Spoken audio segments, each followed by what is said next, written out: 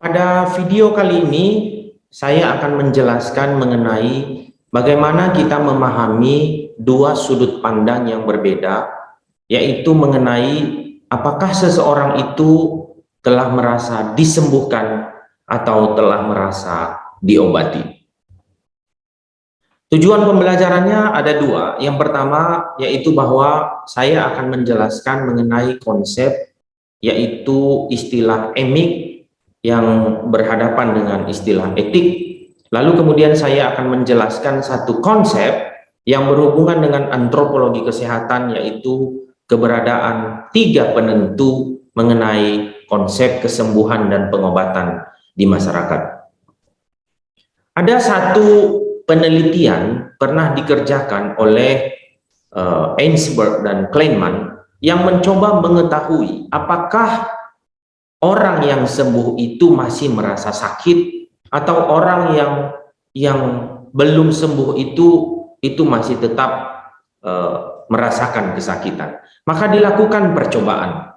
Percobaannya adalah dibagilah dalam dua kelompok, yaitu kelompok dari mereka yang diobati dengan menggunakan obat nyeri lambung, lalu kemudian mereka dicoba apakah mereka mengalami kesembuhan, setengahnya diberikan obat, lalu kemudian setengahnya diberikan placebo.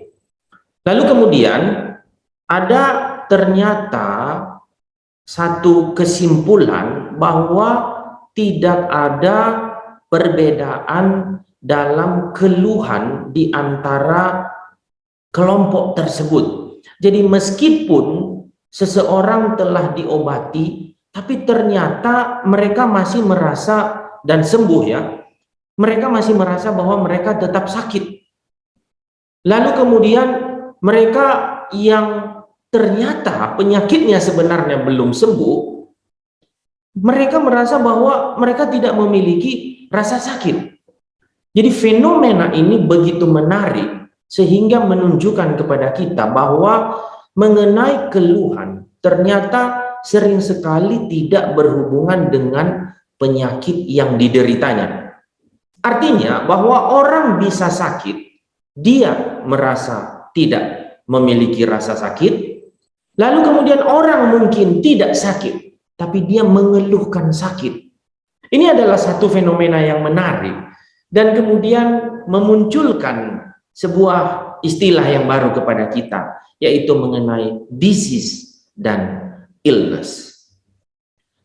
Disease adalah penyakit, adalah sesuatu yang ditemukan oleh dokter, sementara illness adalah dari perspektif orang yang merasa sakit. Dia mengalami illness, dia mengalami merasa sakit, mengeluhkan penyakit yang kemudian membuat dia merasa bahwa ada sesuatu yang tidak beres di dalam badannya.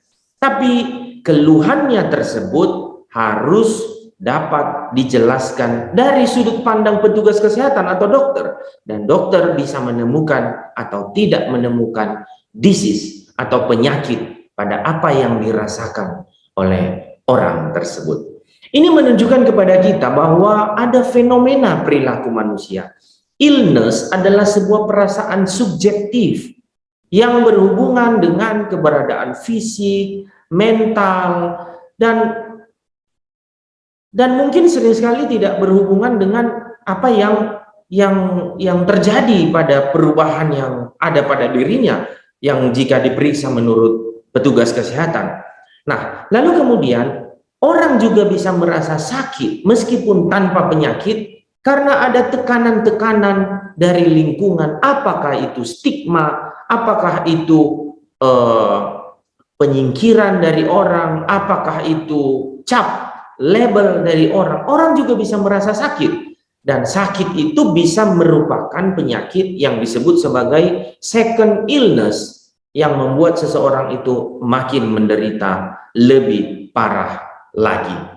Nah, saya ingin mengungkapkan kepada kita kedua hal tersebut untuk menunjukkan kepada kita bahwa orang bisa merasa sembuh jika merasa illness-nya itu hilang. Jadi apa yang dia rasa sebagai illness, apa yang dia rasa sebagai subjektif, jika apa yang dirasanya hilang. Sementara dokter itu bisa mengatakan bahwa dia telah menyelesaikan pengobatan atas penyakit jika dia merasa bahwa memang orang tersebut tidak memiliki penyakit lagi. Nah, dengan dua hal tersebut maka bisa terjadi orang bisa tetap merasa sakit dan perlu disembuhkan, padahal mungkin dia nggak berpenyakit. Sementara dari perspektif dunia kedokteran, orang yang berpenyakit itu sering atau bahkan itu sering tidak mengeluhkan penyakitnya. Nah, kedua hal ini menjadi penting kepada kita karena masalah antropologi kesehatan berarti bicara soal mengenai keluhan orang. Dan ini membuat kita sampai kepada dua istilah yang penting, yaitu emic perspektif. Emic perspektif pada skala yang lebih luas itu adalah pandangan orang atau sekelompok orang mengenai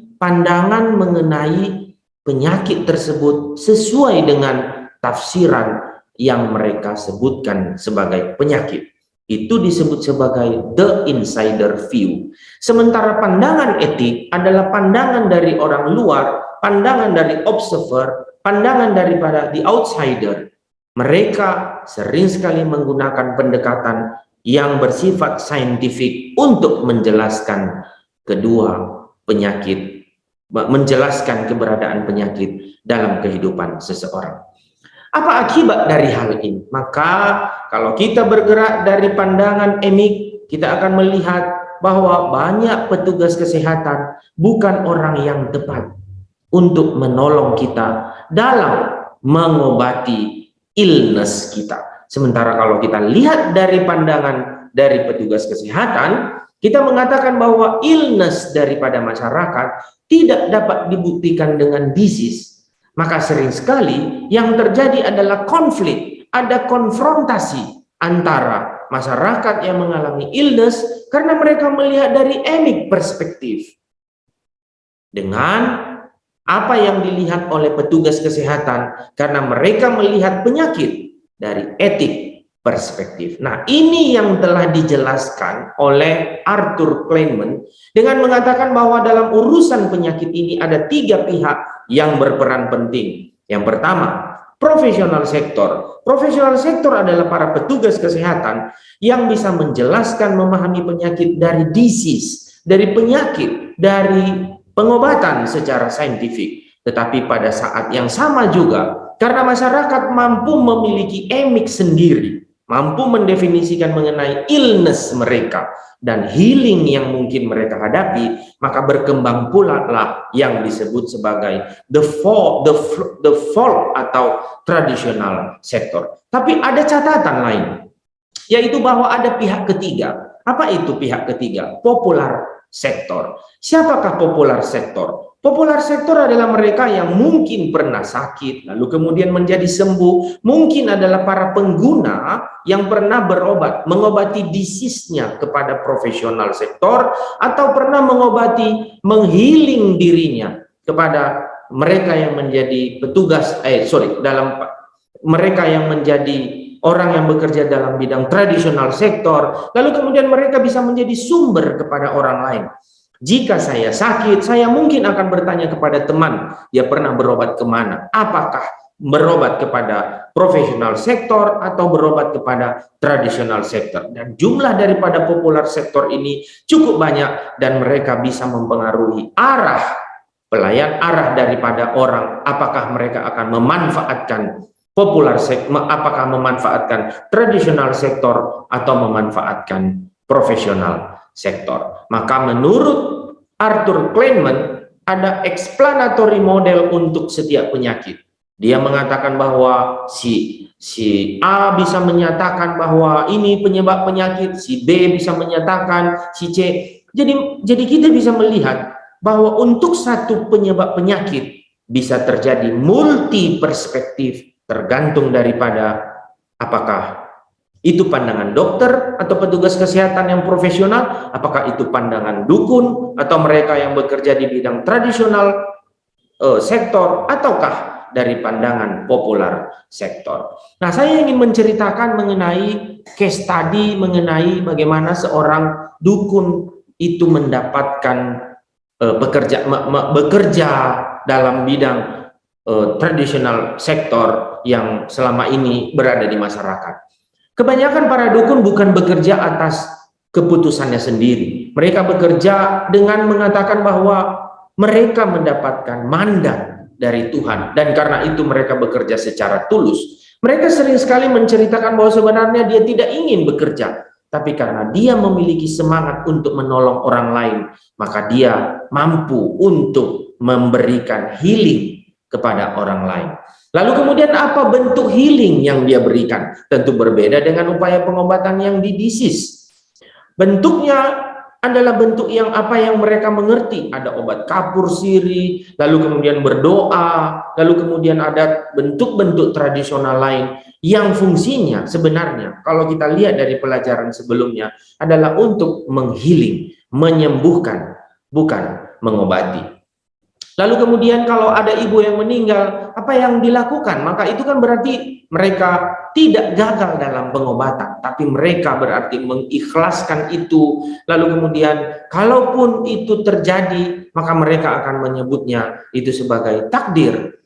Nah, bagaimana penyakit terjadi? Mereka juga punya penjelasan. Masih ingat tadi bagaimana pandangan Arthur Kleinman tadi bahwa ada explanatory model mengenai penyakit terjadi karena ini, penyakit terjadi karena itu. Setiap pihak memiliki penjelasan mengapa penyakit itu bisa terjadi. Demikian juga dengan bagaimana mengelola penyakit, mereka bisa menjelaskannya sesuai dengan mereka yang mereka pahami sebagai tradisional sektor. Lalu kemudian si dukun juga menceritakan bahwa karena mereka bekerja tidak dengan perintah atau menyelesaikan pendidikan tertentu, tapi karena panggilan dari Tuhan, maka mereka biasanya juga punya alasan untuk mendapatkan pembayaran atau tidak, dan biasanya mereka mengatakan bahwa mereka tidak menerima pembayaran. Nah, ini menunjukkan kepada kita bahwa masalah kesehatan itu tidak bisa kita hanya melihatnya dari perspektif petugas kesehatan. Kenapa? Karena yang merasa, yang memiliki perasaan subjektif bahwa ada yang terjadi pada dirinya adalah masyarakat yang mengalaminya dari sudut pandangnya sebagai masyarakat yang memerlukan pengobatan. Karena itu maka saya ingin menyimpulkan dalam video kali ini bahwa sehat atau sakit itu terkadang muncul dari pandangan subjektif atau dari persepsi dari masyarakat itu sendiri, sehingga sering sekali petugas kesehatan tidak dapat menemukan penyakit ataupun keluhan masih tetap terasa meskipun penyakit itu sesungguhnya sudah tidak ada. Kesimpulan yang kedua adalah bahwa mengenai rasa sembuh atau rasa diobati, disembuhkan atau diobati, itu juga ditentukan oleh keberadaan 3 elemen yang ada di masyarakat. Yang pertama, profesional sektor, yang kedua, tradisional sektor, dan yang ketiga, populer sektor.